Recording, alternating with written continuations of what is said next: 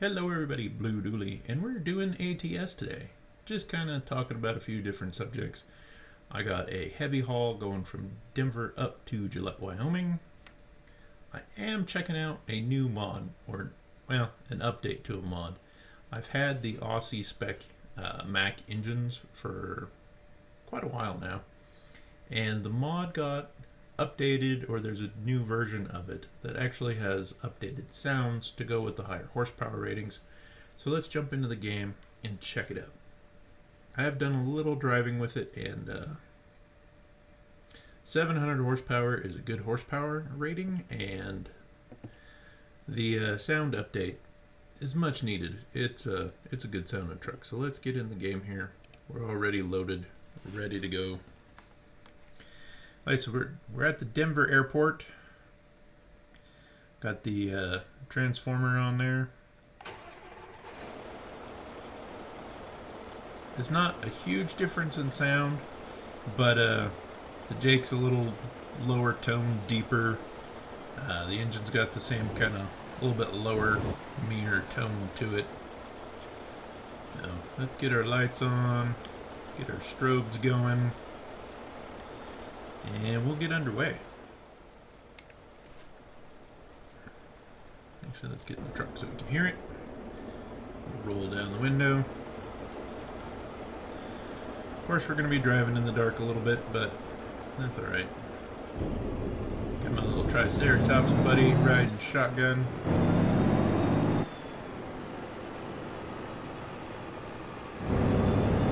Yeah, much meaner sounding truck engine now. And the Jake's super improved. It's got a lot meaner sound to it.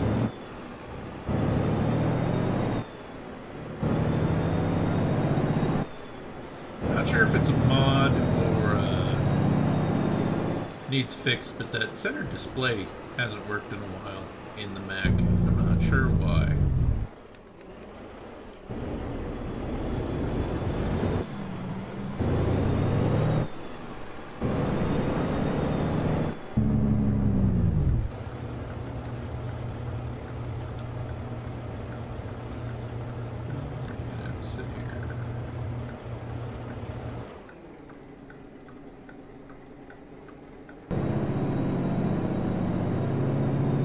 Now that we're out of the airport, we're on I-25, heading up to Gillette, Wyoming.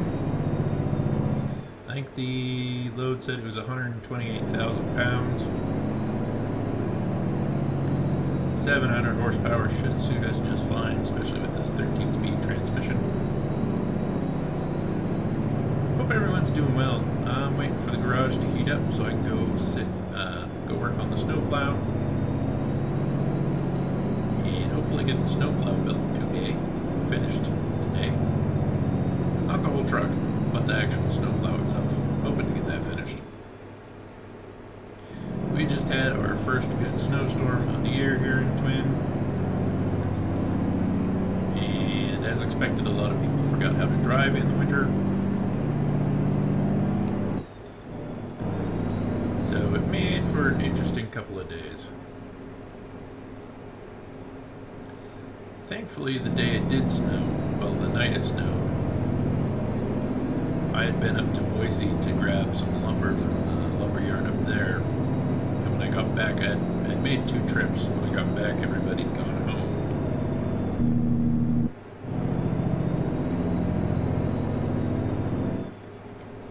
So I didn't get unloaded Tuesday night. So Wednesday morning, after it snowed, we got probably 2 inches at least. I had to get unloaded in the morning, so by the time I got unloaded, we figured out who could take a load and get the truck loaded and finally get out of the yard. By the time I was out on the road, the plows had already been out for a few hours. Anybody had slid off the ditch. Most of all those accidents and stuff were cleaned up by the time I got on the road, so it actually wasn't too bad. But we bypass, which actually isn't accurate, but whatever. If you're calling oversized, you can't actually use like pre-pass and stuff to go around scales. You have to go into the scales all the time if you are oversized. Mainly so they can make sure you got all your permits and stuff. And I'm not pulling that out of my butt. I actually got the okay to pass away station while I was only 11 feet wide. And one of the DOT officers came after me. And then brought it up. Because if you have it, I was going to point out that I have a dash cam thing. Dash cam will show that the thing gave me an okay. Yeah, that, even if it's the port's automated system that tells you to pass, if you're oversized, you can't pass. So you gotta pull in even if it says not to. And again, it's so they can check your permits. And the guy's like, you didn't know that? I was like, no, because that's the first time the automated system ever gave me the green light to pass when I was oversized, and I just figured it knew. I was like, no. But all I did was make sure my permit was up to date and let me go on my merry way.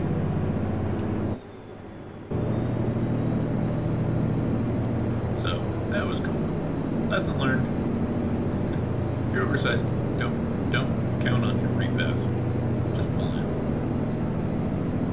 Save yourself some headaches. Other than that, been mostly uneventful. Idaho Falls got quite a bit of snow one day, and by the time I got up there, I was heading up to Triggs. I bet I saw 30 or 40 places where people went off the road about the second week of December. Just an absolute mess up there. But that happens almost every year. Like the first snowfall, everybody panics and forgets how to drive in the snow.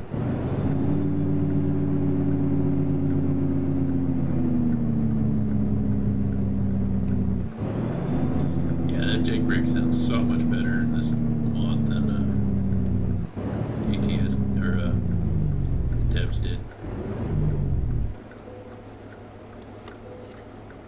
There are 176 gross.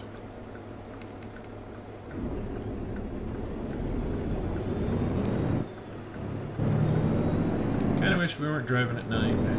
I'd probably pull in here, and maybe that's what I'll do. We'll sleep, so we're driving in the day.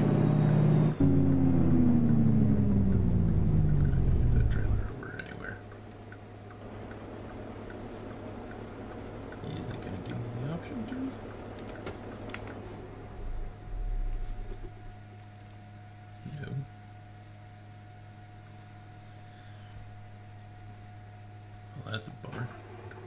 Hang on, we'll be back. We are back, and apparently we're going to drive in the rain.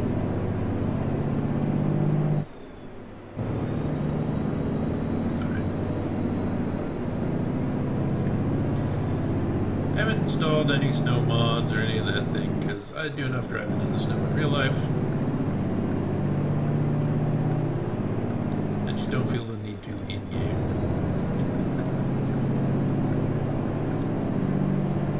The game's for fun. It doesn't need to be perfect, accurate representation every time I play.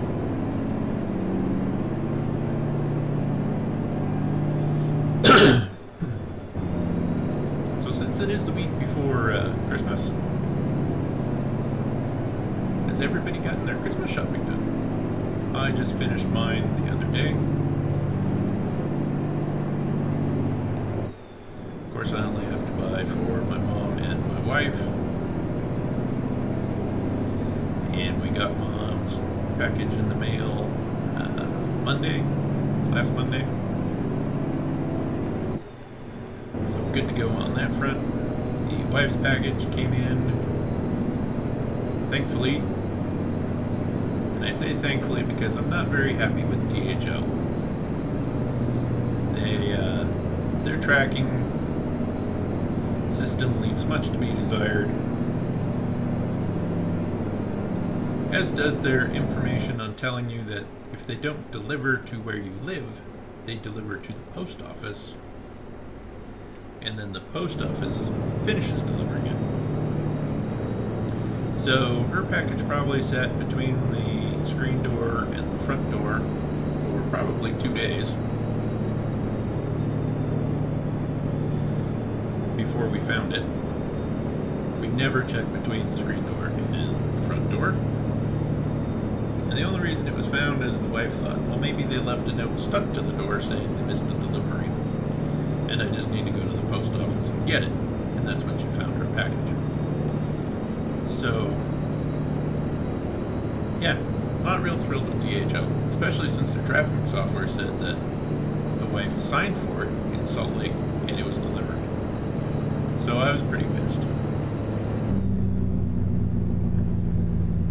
Ooh, so good. Well, they pulled out to pass. I'm stuck doing 65, so figure your life out. So, yeah, not happy with DHL in the slightest. They might be better in other parts of the world, but I don't think here in the States they're all that cracked up. So with that crisis averted, I got presents wrapped, they're under the tree. So I suppose the only thing we gotta do now is we gotta find the dog a Christmas present, because we always get her something too. Usually a new stuffed animal to play with.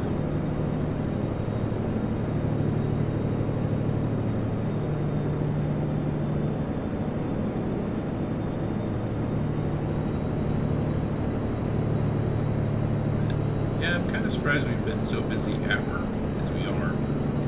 Because usually week and a half before Christmas, and then most of January, maybe into February, we kind of slow down quite a bit. Which we didn't really slow down at all January, February this year. And December's looking to be staying pretty busy. So, busy's good. To an extent. We haven't been so busy that I get tons and tons of overtime, but busy enough I got something to do every day pretty much. And I've put a lot of miles on the old work truck this year. Started out just shy of 600,000, like 598,000, I think is what I started with in January, and I'm at 658,300 and something. So I'm thinking I'll probably get more than 60,000 miles this year, just at work, and that's only on one truck. That's the 2006 Kenworth iDrive. That's not counting any miles I put on anybody else's truck this year. Because I've driven the other two trucks a couple of times. So, it'll be... 60,000's a lot of miles considering I don't even do the entire state of Idaho. I'm pretty much Jerome east to the Wyoming state line. Run up to Haley, catch them a few times, but I've made so many trips to Idaho Falls, Driggs, and out to Ingham. Yeah, I've really racked up the miles this year. And I have confirmation my truck has been ordered, should be here. I think now they're thinking maybe March. I'll get my truck and my trailer. And I'm super excited because it's going to be a Mack. It has more horsepower than that Kenworth does right now. And I'm kind of interested in actually driving Mack's automated manual. It's a 12-speed, I believe. The other thing that's going to be nice about it is it's not air ride, so nobody else will want to drive it. Plus it's a Mack, so nobody else will want to drive it. And that's okay with me. But I'm actually kind of happy it's not air ride. Whereas the air ride isn't great for off-road. Whereas the Camelback, I think it's Camelback, might have a different name for it. But the steel spring setup, no matter what the axles are doing, it's putting equal amount of weight on both axles, front to back and side to side. Whereas the air ride, if one axle's up higher than the other, you've taken weight off of the one that's hanging low. The springs, because of the way the springs articulate, no matter what the axles do, they'll pretty much always have the same amount of weight on them. So that'll make getting in and out of rough construction sites better than the air ride. And I've never found the steel springs to ride all that rough. I mean, it'll ride better than the solid rubber bushing walking beams I've driven. There's a short yellow.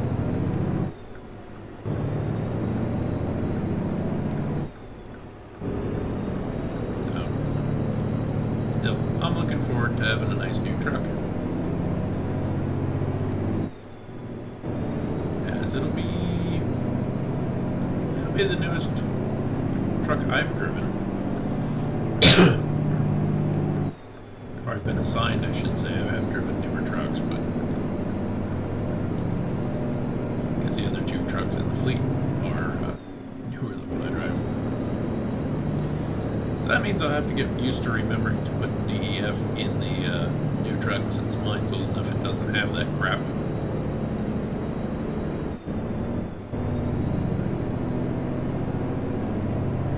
So, it'll be cool. I'm excited about it.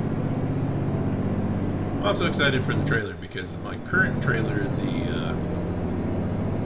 hooks and the winches don't slide, so I can't adjust where they are on the trailer, which really is kind of a pain in the ass on some of our loads, because it's hard to get the straps off of metal plates so they don't get cut or pinched. So being able to move my strap mounts, that'll be really nice. That'll be cool. The trailer will probably be air ride, as the other new trailer we got is air ride.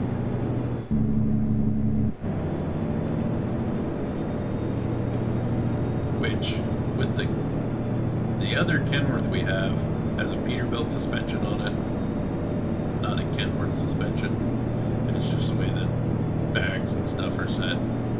But between the air ride on the trailer and the air ride on the truck, it wants to skateboard when you're oversized, because the weight's hanging off one side, so it gets rocking a little bit, and the truck almost kind of does a skateboard turn. It's kind of hard to describe what that truck drives like, but it just feels sloppy. It doesn't feel smooth. It doesn't ride any better than the quad bag setup on my truck. And I got 187-inch wheelbase. He's at 220. And his doesn't really ride any better. And yeah, you just kind of sit there when you're really oversized and the wind starts rocking you, and the back end, the ass end of the truck's just kind of doing this the whole time. Aggravating. I don't know. I don't understand why people like it.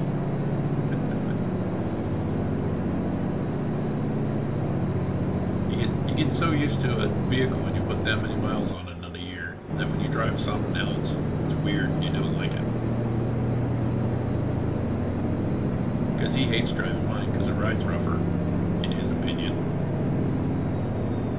But since mine rides stiffer and my trailer's steel springs, mine doesn't do that kind of squirm his does.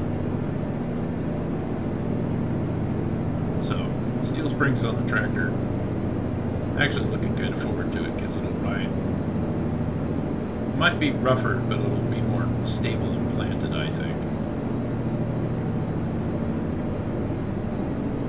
We need to fill up. Yeah, we're doing good. Yeah. Excited for the new truck and the new trailer.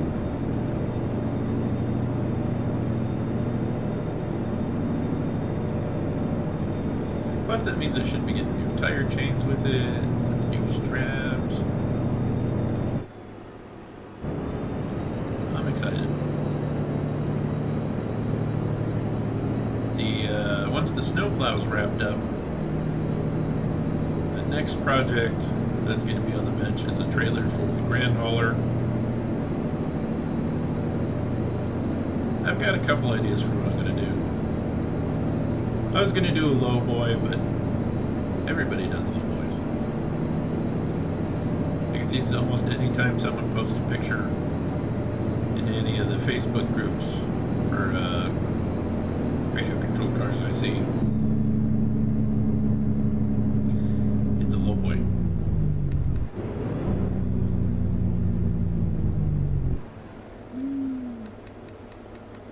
So, not building a low boy. And I'm not doing a van. Probably do a flatbed, or I'm actually kind of thinking of specialized, like maybe a belly dump or a bulk commodity trailer, which is actually kind of what I'm leaning to, is one of those belt bottom commodity trailers, because I don't think I've seen anyone build one. So it'll be kind of a unique challenge, and since I've never actually seen one before, it'll be probably the only one. Which will be kind of cool to have the only one of something.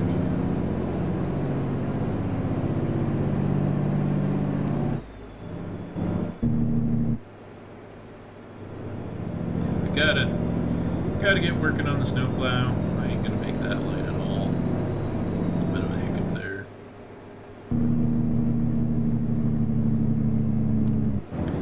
It's actually when I'm playing ATS right now, waiting for the garage to warm up. And then we're going to go out and work on the snowplow.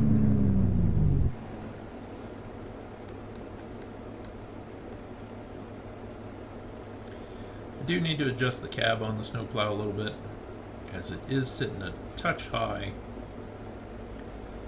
depending on what model of Mack you're looking at. If you're looking at a regular 6x4, like highway department plow truck, the cab sits way high off the frame. If you look up photos of the Mack Defense M917, it looks like I just painted one of those blue. So I'm going to lower the cab a little bit and kind of split the difference between a normal 6x4 and a 6x6 truck where the cab's mounted. The plastic plow I thought about using, but by the time I cut it up enough to get servos mounted to it, there won't be enough of it left for any structure. So I am building a metal plow for it, which is what I'm hoping to get done later today.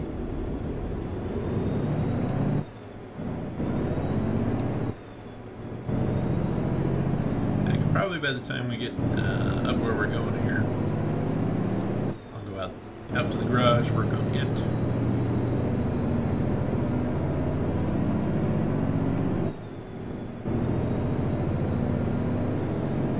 The only bad part about working construction is my wife gets this week off and next week off because she's a school teacher, so they got winter break, and I'm still working. Not that there's really a lot of places we'd want to go, even if I did have the time off.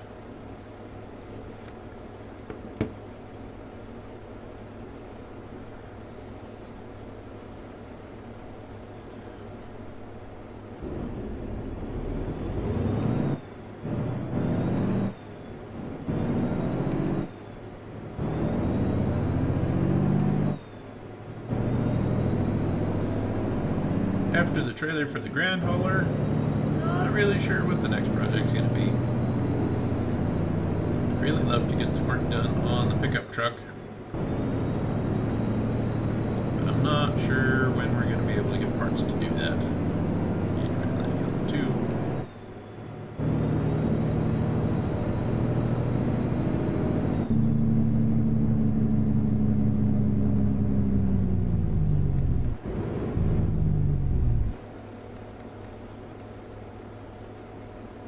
I really kind of want to get one of them Sen Racing F450s, because I have a cool idea for a project on that, but just have to see how things fall.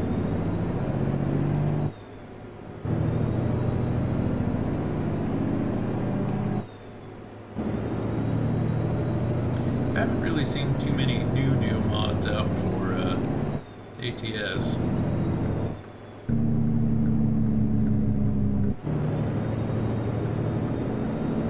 Checking out some of those.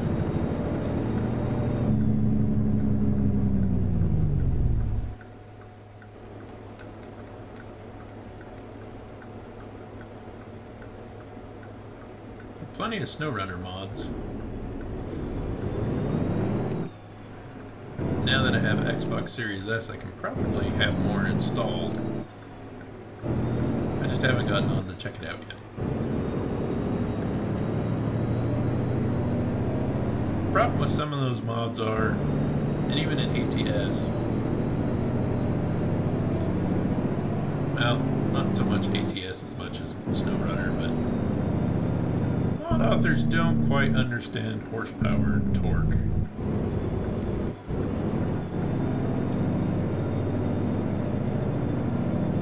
I think we missed him.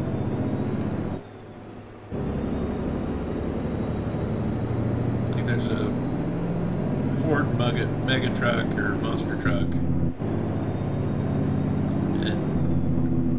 and its mid-engine is 1600 horsepower, and then it has a more powerful engine above that.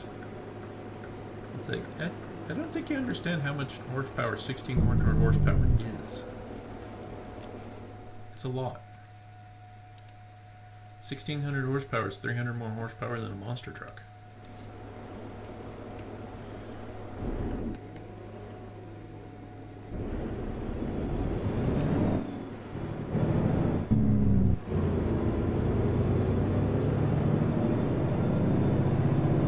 There's a mod for ATS that you can get a 20V149, which is the biggest two-stroke Detroit made.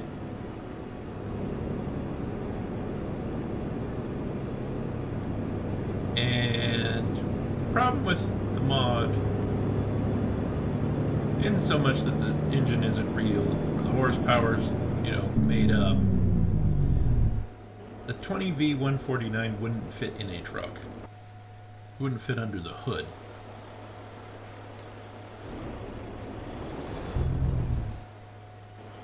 Oh, we didn't swing wide enough for it. And we'll skip the load bonus because I cut it wrong.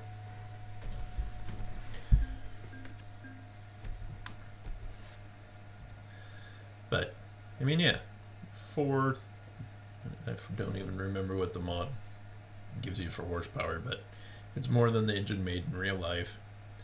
But a 20V149 is 2.4 liters per cylinder.